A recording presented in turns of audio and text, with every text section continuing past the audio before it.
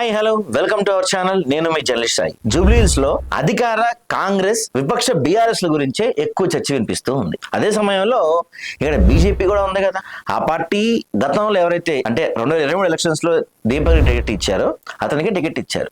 నిజానికి 23లో కాంగ్రెస్ తరఫున పోటీ చేసిన అజరుద్దీన్ కి ఈసారి టికెట్ ఇవ్వలేదు.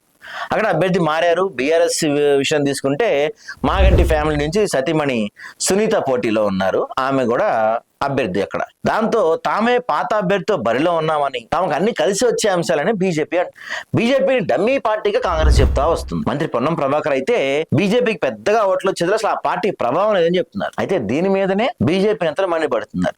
తమ పార్టీ డమ్మీ మాత్రం ఏ మాత్రం కాదని, రీసౌండ్ అంటే ఏంటో చూపిస్తాను కూడా చెప్తున్నారు. 23 ఎన్నికల్లో 26,000 ఓట్లు వచ్చాయని గుర్తు చేస్తున్నారు. ఆ ఎన్నికల్లో కాంగ్రెస్ ఓడిందని, ఇప్పుడు గెలుస్తామని ఆ పార్టీ అంటుంటే తామెందుకు గెలవమని బీజేపీ కూడా గట్టిగా మాట్లాడుతుంది. బీజేపీ అయితే తమ పార్టీకి ఎమ్మెల్యే ఎన్నికల్లో తక్కువ ఓట్లు రావచ్చు కానీ 24 జరిగిన ఎంపీ ఎన్నికల్లో ఏకంగా 64,000 ఓట్లు జూబ్లీహిల్స్ నియోజకవర్గం వచ్చాయని గుర్తు చేస్తున్నారు. ఈ ఓటింగే తమకు పర్మనెంట్ అని, ఇది రిపీట్ అవుతుందని చెప్తున్నారు. దాంతో పాటు 24 జరిగిన ఎన్నికల్లో బీఆర్ఎస్ 3వ ప్లేస్ లోకి వెళ్ళిపోయిందని, కాంగ్రెస్ కూడా 2nd ప్లేస్ లో పరిమితం అయిపోయిందని, సేమ్ అదే జరుగుతుందని ఈసారి కూడా దీపక్ రెడ్డి గెలిచి Congress 2nd place, BRS 3rd ప్లేస్కి వెళ్ళిపోద్దని చెప్తున్నారు బీజేపీ వాళ్ళు. ఇక జూబ్లీహిల్స్ లో తమకు పాజిటివ్ వేవ్ ఉందని బీజేపీ నేతలు అంటున్నారు. మైనార్టీ ఓట్లు ఈ నియోజకవర్గంలో ఉంటే వాటిని కాంగ్రెస్ బీఆర్ఎస్ చీల్చుకుంటాయని, ఇక మిగిలిన సాంప్రదాయ ఓట్లు అత్యధిక శాతం బీజేపీకే పడతాయని, ఆ విధంగా తాము గెలిచి చూపిస్తామని పార్టీ నేతలు అంటున్నారు.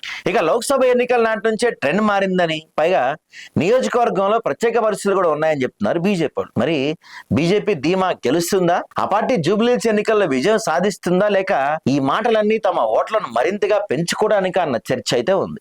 సో బీజేపీకి ఎన్ని ఓట్లు పెరిగితే ఆ ఓట్లు కాంగ్రెస్ లేకపోతే బీఆర్ఎస్ లు ఎవరిని చీలుస్తాయన్నది కూడా ఒక చర్చ. మొత్తానికి కమలం పార్టీ అయితే ఆ 2 పార్టీలని కలవరబెడుతుంది అంటున్నారు.